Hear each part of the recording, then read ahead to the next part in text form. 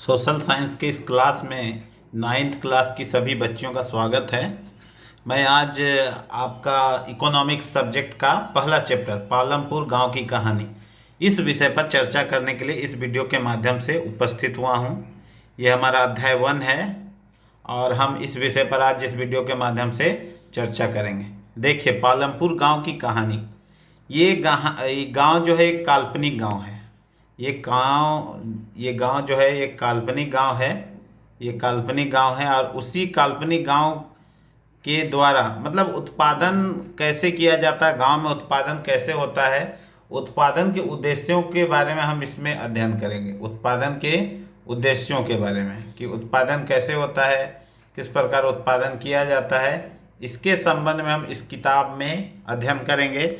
हम देखेंगे कि पालमपुर में मुख्य क्रियाएं क्या है। यहाँ खेती मुख्य कृषि है। उसके बाद देखेंगे यहाँ लघु स्तरीय विनिर्माण, डेयरी, परिवहन, मतलब इस तरह के काम किए जाते हैं। तो कुल मिलाकर हम देखना चाहेंगे इसमें कि आखिर पालमपुर में एक गांव में, चूंकि पालमपुर एक गांव है, तो उस गांव में किस प्रकार उत्पादन के साधन है, किस तरह से काम किए जाते हैं, इस विषय पर हम चर्चा करेंगे। आइए शुरू करते हैं परिचय से।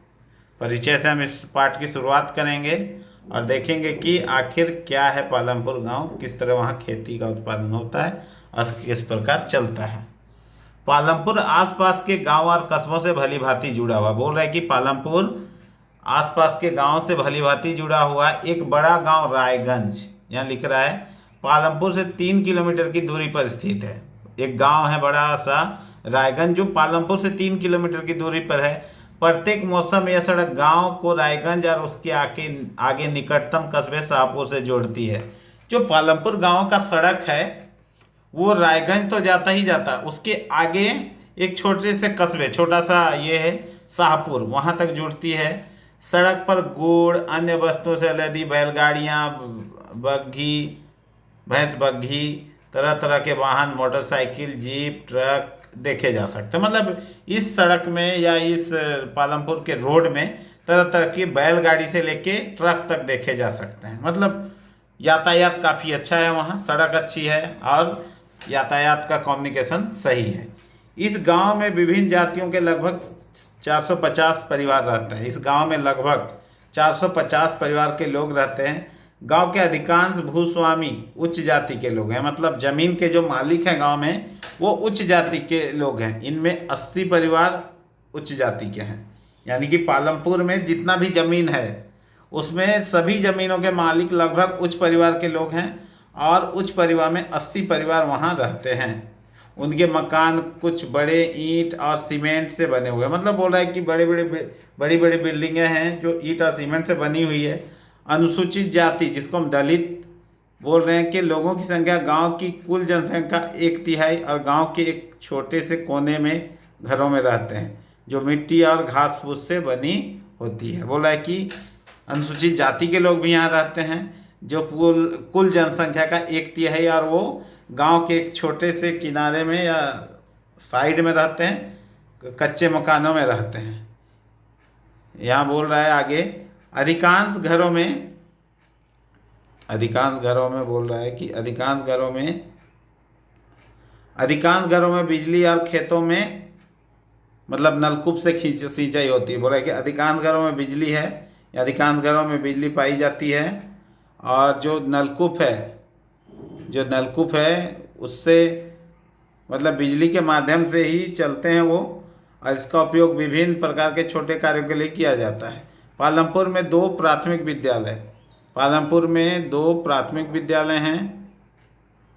अब देख सकते हैं यहाँ प्राथमिक विद्यालय, पालमपुर में 2 प्राथमिक विद्यालय, एक हाई स्कूल और गांव में एक राजकीय प्राथमिक स्वास्थ्य केंद्र, एक निजी औषधालय भी है जहां रोगियों का उपचार किया। कहने का मतलब शिक्षा के क्षेत्र में भी पालमपुर गांव अच्छा है। यहाँ 2 प्राइमरी स्कूल हैं और साथ ही साथ एक हाई स्कूल भी है। गांव में एक स्वास्थ्य केंद्र है, प्राथमिक स्वास्थ्य केंद्र, और एक निजी औषधालय है जहां रोगियों का उपचार किया जाता है। ओके, आगे है, यहाँ दिया है एक काल्पनिक गांव पालमपुर। यहाँ बता रहा है कि एक काल्पनिक गांव पालमपुर एक काल्पनिक गांव पालमपुर गांव की कहानी हमें किसी गांव के विभिन्न प्रकार के उत्पादन संबंधी क्रियाकलापों या गतिविधियों के बारे में बताएगी। रखिए जो पालमपुर गांव है हमें उत्पादन से संबंधित गतिविधियों के बारे में बताएगी। भारत के गांव में खेती उत्पादन की मुख्य गतिविधियां हैं। भारत में जो गांव हैं वहाँ का मुख्य कार्य कृषि है, खेती है। अन्य उत्पादकों में गैर कृषि कार्य भी शामिल है। मतलब कहने का मतलब है जो कृषि कार्य करते हैं, जैसे खेती कर रहा है तो उसको कृषि कार्य कहा गया। इसके अलावा जो कृषि कार्य नहीं करते, कृषि से हटकर दूसरा काम करते हैं तो उसको गैर कृषि कार्य कहा जाता है। जैसे लघु विनिर्माण, परिवहन, दुकानदारी आदि शामिल है। मतलब यहाँ ये बतलाने की कोशिश कर रहा है कि पालमपुर में दो टाइप के लोग हैं। एक कृषि कार्य करने वाले लोग हैं, तो हम उसके बारे में अध्ययन करेंगे, और साथ ही साथ हम ये भी देखेंगे कि जो गैर कृषि कार्य में जुड़े हुए हैं, जैसे लघु विनिर्माण, परिवहन, दुकानदारी। कहने का मतलब है देखिए कोई दुकान खोल के बैठ गया है, कोई ऑटो चला रहा है, कोई रिक्शा चला रहा है, तो उनकी जीविका भी चल रही है। तो वैसे लोग भी पालमपुर गांव में रहते हैं। तो हम यहाँ देखेंगे कि कृषि कार्य में कौन कौन से लोग किस तरह काम करते हैं और गैर कृषि कार्य से जुड़े हुए लोग किस तरह से काम करते हैं। यहाँ वही लिखा, हम उत्पादन के बारे में कुछ जानकारी बातें जानने के बाद दोनों प्रकार की क्रियाओं पर विचार करेंगे। मतलब हम पढ़ लेंगे उत्पादन कैसे होता है, उसके बाद हम देखेंगे कि कृषि कार्य और गैर कृषि कार्य में किस तरह से काम होता है। अब आगे देखिए, उत्पादन का संगठन। किसी भी दुकान में, किसी भी फैक्ट्री में उत्पादन करने के लिए कुछ संगठन होना चाहिए। क्या क्या आवश्यकता होनी चाहिए उसके बारे में यहाँ दिया गया है। आप देखिए ध्यान से, मैं बतला रहा हूँ अभी। उत्पादन का उद्देश्य ऐसी वस्तुओं और सेवाओं का उत्पादन करना है जिनकी हमें आवश्यकता है। वस्तुओं और सेवाओं को उत्पादन के लिए 4 चीज़ें आवश्यक है। बोल रहा है कि उत्पादन का उद्देश्य ऐसी सेवाओं या ऐसी वस्तुओं का उत्पादन करना है जो हमें आवश्यकता है। मतलब लोगों का डिमांड है, लोग जो मांग करते हैं, अधिक से अधिक मांग होती है, वैसे वस्तुओं का ही उत्पादन किया जाता है। उसके लिए हमको 4 चीज़ें आवश्यक है। पहली आवश्यकता है भूमि, अन्य प्राकृतिक संसाधन जैसे वन, खनिज इत्यादि आते हैं। बोला कि पहली जो आवश्यकता है किसी भी उद्योग धंधे को लगाने के लिए, काम करने के लिए, वो है भूमि।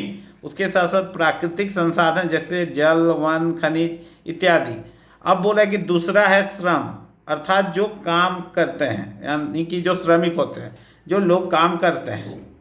कुछ उत्पादन क्रियाओं में जरूरी कार्यों को करने के लिए बहुत ज़्यादा पढ़े लिखे कर्मियों की ज़रूरत होती है। दूसरी क्रियाओं के लिए शारीरिक कार्य करने वाले श्रमिकों की ज़रूरत होती है। प्रत्येक श्रमिक उत्पादन के लिए आवश्यक श्रम प्रदान करता है। देखिए कोई भी उद्योग धंधा चल रहा है तो एक लिखने वाला, थोड़ा पढ़ा लिखा होना चाहिए ताकि वो हिसाब किताब कर सके, वो ऐसा व्यक्ति चाहिए, वो देख रेख कर सके। दूसरा है कि श्रम, मतलब श्रमिक भी चाहिए जो श्रम करे, मेहनत करे और काम करे। मतलब उद्योग धंधों को चलाने के लिए श्रमिक 2 प्रकार के होने चाहिए, एक पढ़े लिखे और दूसरा श्रम जिनका ताकत अधिक है या शारीरिक से अच्छे हैं तो वो काम कर सकते हैं, वैसे लोगों की आवश्यकता पड़ती है। तो हमने देखा पहला है भूमि, दूसरा है श्रम। अब तीसरा देखते हैं क्या दिया है। तीसरी आवश्यकता क्या है हम देखेंगे अभी। तीसरी आवश्यकता के संबंध में हम ये देखेंगे, यहाँ लिखता है तीसरी आवश्यकता भौतिक पूंजी है। भौतिक पूंजी अर्थात उत्पादन के लिए प्रत्येक स्तर पर अपेक्षित आधार के आगत के, आप जानते हैं कि भौतिक पूंजी में कौन कौन मद आते हैं। मतलब कहने का मतलब है देखिए, सबसे पहले आवश्यकता अगर किसी का उत्पादन करना है, कोई उद्योग धंधा लगाना, तो सबसे पहले भूमि का होना आवश्यक है, दूसरा है पूंजी का होना आवश्यक है, और तीसरा दिया है श्रम, जो हमने 2 नंबर में पढ़ा श्रम। तो यहाँ बोल रहा है कि भौतिक पूंजी क्या है, वो कौन कौन से ही आते हैं।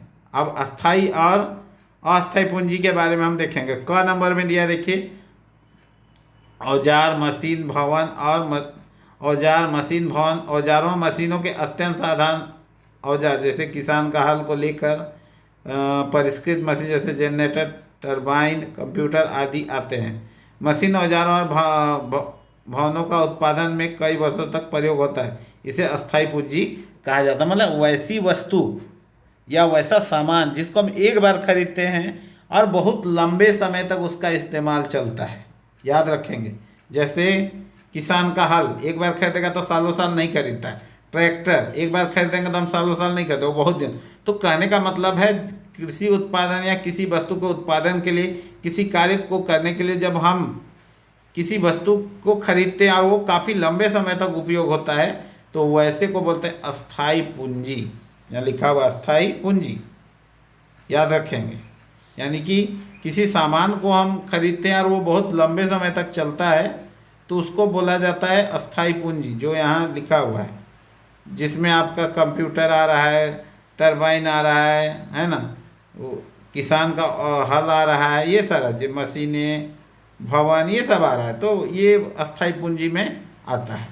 अब ख नगद में, ख में आते हैं हम लोग, क्या देता है? नगद, कच्चा माल और नगद मुद्रा। नगद मुद्रा किसे कहते हैं? कच्चा माल और उत्पादन के कई प्रकार के कच्चे उत्पादन में कई प्रकार के कच्चे मालों की आवश्यकता होती है, जैसे बुनकर द्वारा प्रयोग किए जाने वाले सूत, कुम्हारों द्वारा प्रयोग में लाने जाने वाली मिट्टी, और उत्पादन के दौरान भुगतान करने तथा जरूरी माल खरीदने के लिए कुछ पैसों की आवश्यकता होती है। कच्चा माल तथा नगद पैसे को कार्यशील पूंजी कहते हैं। बोला है कि अस्थाई पूंजी जो एक बार खरीदे और चल रहा है, उसको हम अस्थाई पूंजी बोल रहे हैं।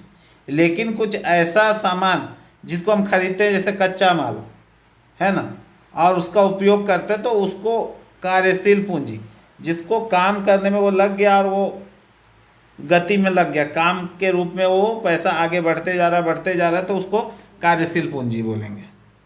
याद रखिएगा, अस्थाई पूंजी मतलब एक बार खरीदे वो लंबे समय तक चला, और कार्यशील पूंजी कहने का मतलब है जैसे नगद पैसा हुआ, कच्चा माल हुआ, ये सारा उसमें जो हम इन्वेस्ट करते हैं, उसमें जो लगाते हैं, उसको कार्यशील पूंजी कहा जाता है।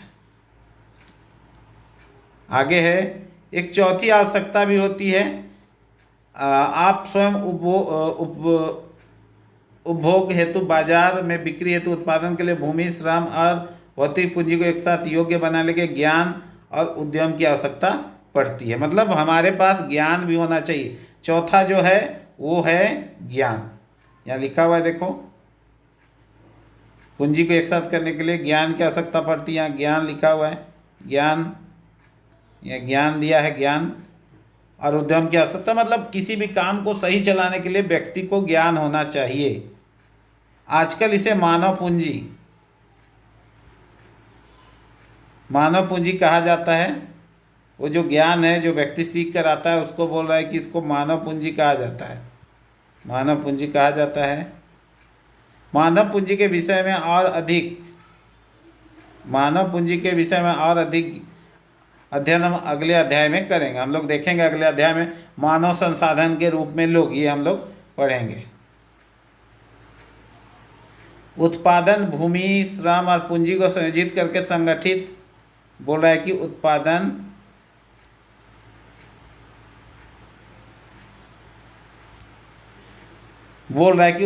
भूमि, श्रम और पूंजी को संयोजित करके संगठित होता है, जिसे उत्पादन के कारक कहा जाता है। अगर कोई पूछे कि उत्पादन के कारक कौन कौन है, तो आप बोलिए भूमि, श्रम, पूंजी, और साथ में आप ज्ञान भी बोल सकते हैं। ये चार चीज़ें मतलब किसी भी उत्पादन को बढ़ावा देने के लिए, किसी भी उत्पादन को सही तरीके से चलाने के लिए आवश्यक है। भूमि, याद रखिएगा, पूंजी और श्रम तथा साथ ही साथ ज्ञान, ये चार चीज़ें महत्वपूर्ण है किसी भी उद्योग। तो ये जो चीज़ें हैं उसको बोला जाता है उत्पादन के कारक। याद रखेंगे आप, उत्पादन के कारक में कौन कौन आते हैं? श्रम आता है, पूंजी आता है, श्रम आ गया, पूंजी आ गया, उसके बाद क्या आया? श्रम, पूंजी, भूमि और ज्ञान, चार चीज़ें आती है। ज्ञान भी आता है। अगर ज्ञान ना हो तो हम सही तरीके से उसको खरीद बिक्री नहीं कर सकते, उद्योग को सही ढंग से चला नहीं सकते। दूसरी बात हमने यहाँ देखा, एक देखा अस्थाई पूंजी के बारे में। अस्थाई पूंजी वैसी पूंजी जिसको हम कोई वस्तु खरीदते हैं और लंबे समय तक चलता है, लंबे समय तक उसका उपयोग हम करते हैं, तो उसको बोलता है अस्थाई पूंजी। और वैसी वस्तु जिसको हम कार्यशील पूंजी कहते हैं, उसमें तुम्हारा ऐसा वस्तु आता है जिसमें नगद आता है, नगद, कच्चा माल, ये सारा चीज़ आता है, तो इसको बोलते हैं कार्यशील पूंजी। याद रखेंगे ये चीज़। तो बच्चों आज हमने ये पढ़ने का कोशिश किया कि पालमपुर में किस प्रकार का काम चलता है, किस प्रकार वहाँ कृषि संगठन है। हमने देखा कि कृषि कार्य मुख्य हैं, 450 के करीब वहाँ गांव हैं जिनमें 80 परिवार हैं, मतलब उच्च परिवार से हैं। हमने देखा अनुसूचित जनजाति के लोग भी हैं। हमने देखा पालमपुर गांव में कृषि कार्य तो होते ही होते हैं, साथ ही साथ गैर कृषि कार्य भी यहाँ किए जाते हैं। ये सारा चीज़ देखा। इसके बाद हमने देखा उत्पादन का संगठन, जिसमें भूमि का होना आवश्यक है, पूंजी का होना आवश्यक है, उसके साथ साथ श्रम का होना आवश्यक है और ज्ञान का होना आवश्यक है। तभी उत्पादन सही हो सकता है, उत्पादन हो सकता है। याद रखेंगे ये सब।